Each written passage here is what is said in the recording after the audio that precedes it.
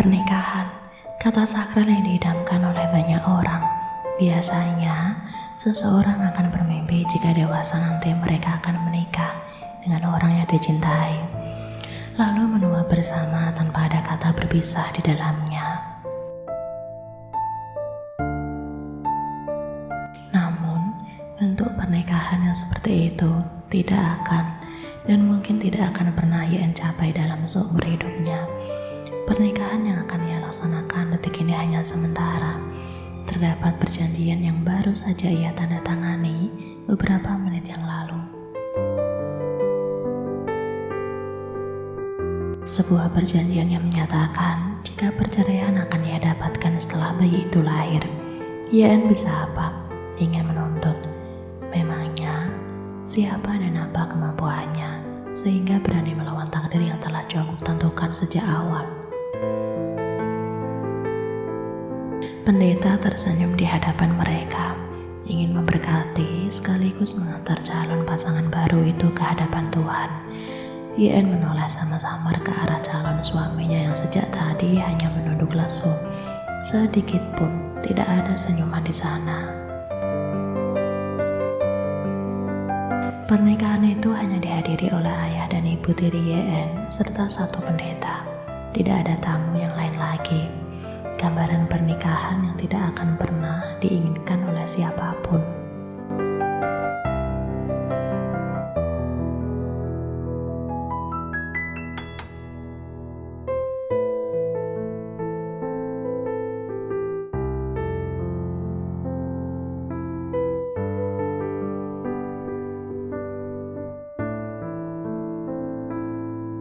Huang YN kini sudah menjadi istri sah di hadapan Tuhan, tidak di hadapan negara. Usai pengucapan janji suci itu, keduanya hanya diam seakan terasa asing, sambil menahan perasaan tidak karuan, sakit, perih, dan pedih bercampur menjadi satu.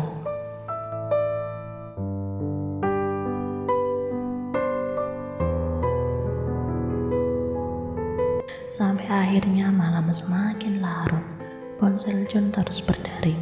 Ada seorang istri yang ia cintai di rumah sedang menunggu kepulangannya. Pasti Terry telah berdiri manis di pintu utama. John memilih mendiamkan deringan ponsel itu, tidak menjawab karena menghormati orang tua YN yang saat ini saling duduk berhadapan dengannya.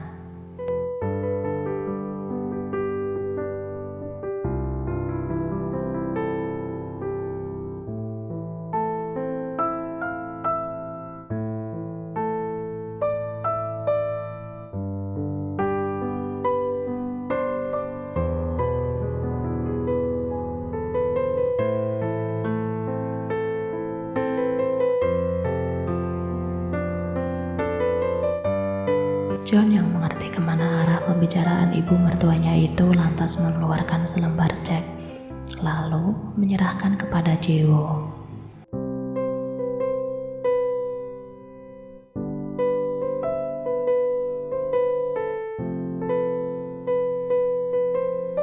Dalam sekejap, Jewo langsung menyambar cek tersebut, bersiap menulis nominal yang ia inginkan. Sedangkan di sisi lain, Gongyo menggeleng karena merasa malu.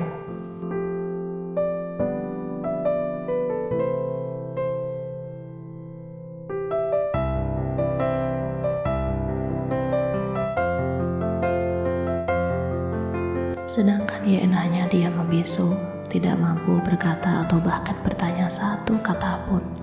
Ia tidak memiliki keberanian, padahal John kini sudah menjadi suaminya.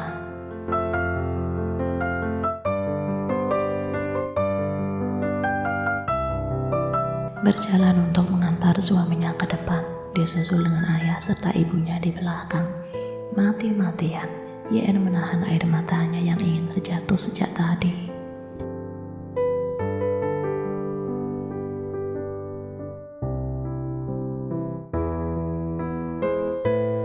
YN tidak mengangguk pun tidak pula menggeleng.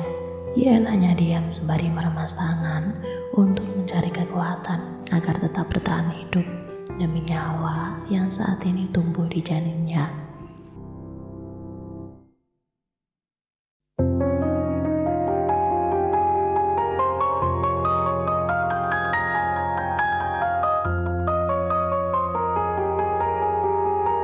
Terhitung 1 minggu lamanya dan John belum juga datang menjemput. Yen hanya berdiam diri di rumah tanpa melakukan hal-hal yang bermanfaat. Sejujurnya, Yen rindu dengan sekolah. Yen sangat berharap John segera datang. Tidak, bukan karena ia rindu dengan suami barunya itu, tetapi Yen ingin mengatakan izin agar bisa mengikuti sekolah lagi.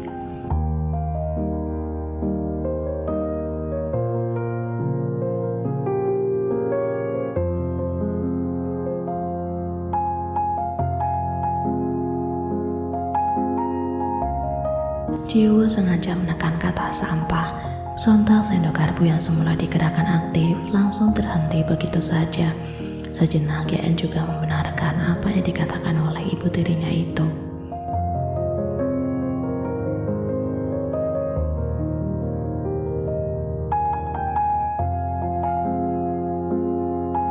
Yen menuangkan air pada gelas lalu meneguknya secara perlahan hingga habis setengahnya. Sekalipun takdir seolah sedang mempermainkannya, bukankah ia harus tetap berusaha agar selalu terlihat tegar?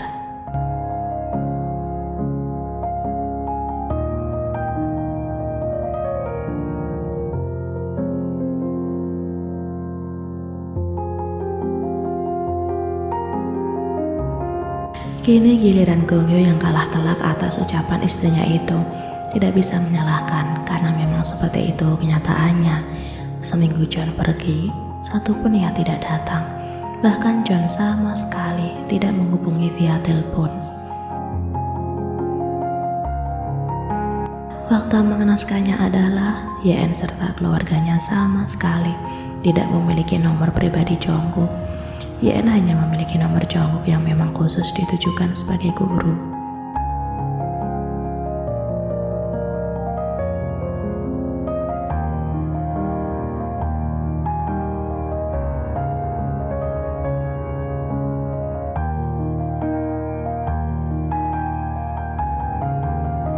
Ia sudah tidak tahan lagi dengan celetukan serta sikap ibu tirinya yang dirasa sangat keterlaluan. Mendebat pun akan percuma, hanya menghabiskan tenaga. Yen memilih pergi untuk menjemput ketenangan.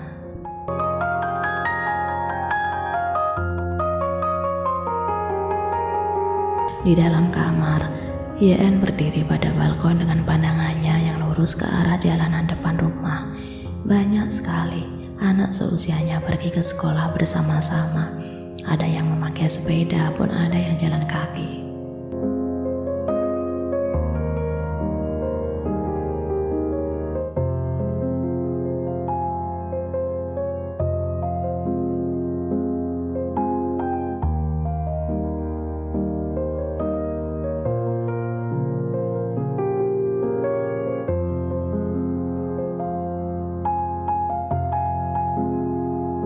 Yen bergegas siap-siap meraih seragam sekolah dan juga menyiapkan beberapa buku.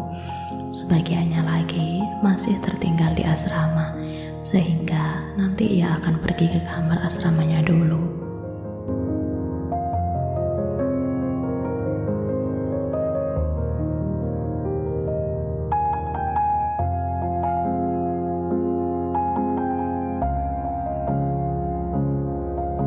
Setelah menghitung 10 menit, akhirnya Yen berhasil memberesi beberapa barangnya untuk ia bawa ke asrama.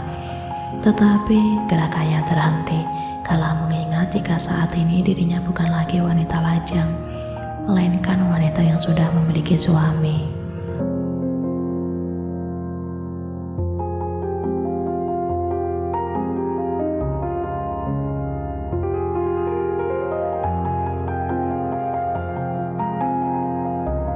Akhirnya, Yen tetap nekat pergi tanpa pamit.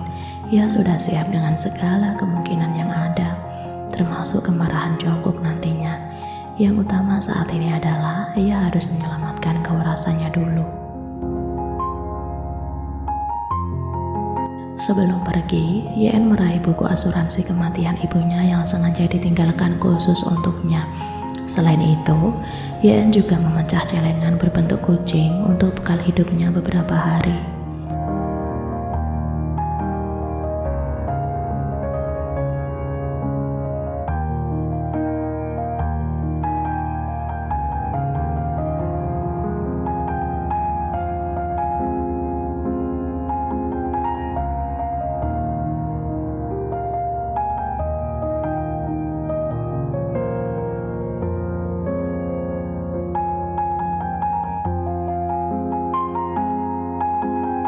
Usai mengucapkan itu, Yen benar-benar pergi menaiki mobil taksi yang tadi telah ia pesan secara online.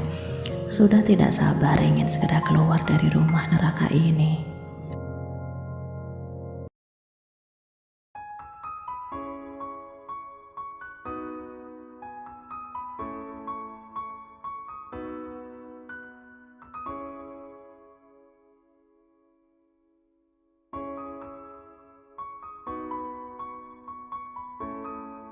Luna merupakan teman satu kamar sekaligus teman sekelas Yen. Di dalam kamar ini hanya diisi oleh 2 orang, yaitu mereka.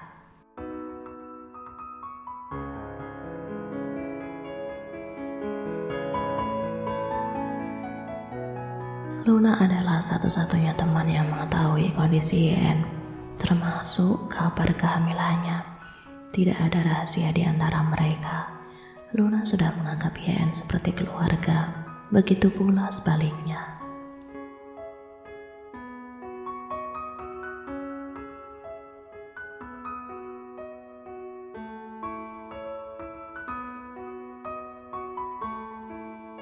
Mula-mula, Yen sibuk menata barangnya ke dalam lemari, tetapi harus terhenti saat Luna melontar sebuah pertanyaan.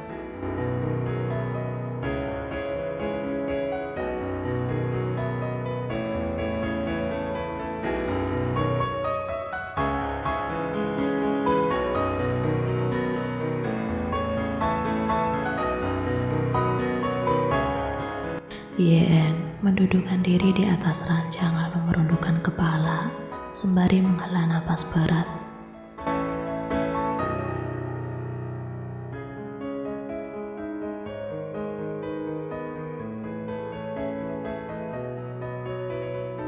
Menyadari ekspresi mengenaskan temannya, lantas Luna segera memeluk tubuh Yen, menenangkan semampu yang ia bisa.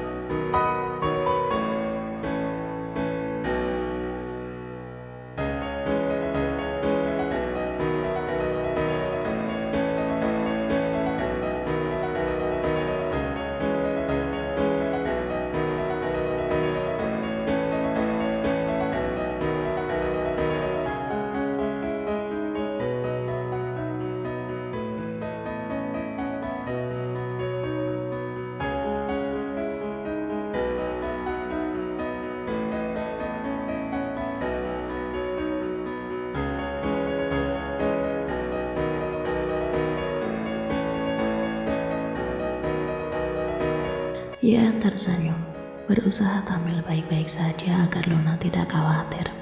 Bukankah suaminya wajar jika pergi bulan madu bersama istri yang dicintai? Harusnya Yen tidak boleh sedih. Posisinya hanya istri tersembunyi.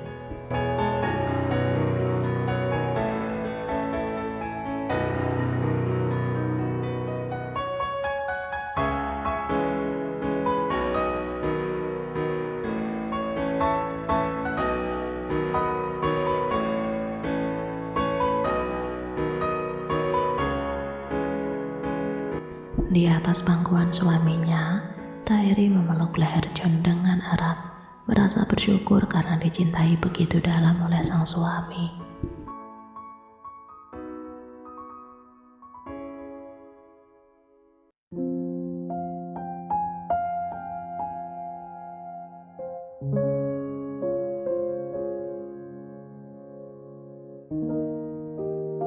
Setelah itu, Tairi turun dari pangkuan John kemudian menyiapkan bekal makanan yang tadi telah ia persiapkan spesial untuk John.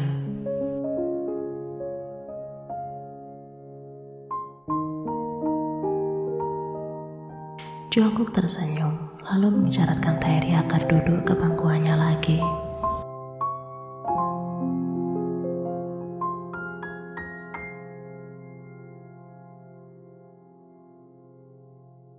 Sedangkan tanpa mereka mereka sadari, sejak tadi YN berdiri dari balik pintu ruangan itu. Niat hati ingin minta izin pada John untuk tinggal di asrama. Justru, YN mendapati pemandangan lain yang cukup mencubit hati mungilnya. Air mata yang dari tadi tertahan kini lepas dengan begitu saja. Bayang-bayang menikah dengan seseorang yang akan membahagiakannya, kini pupus sudah. YN tidak ingin menangis, akan tetapi ada perasaan lega setelahnya dan membuatnya semakin kuat dalam menghadapi segalanya.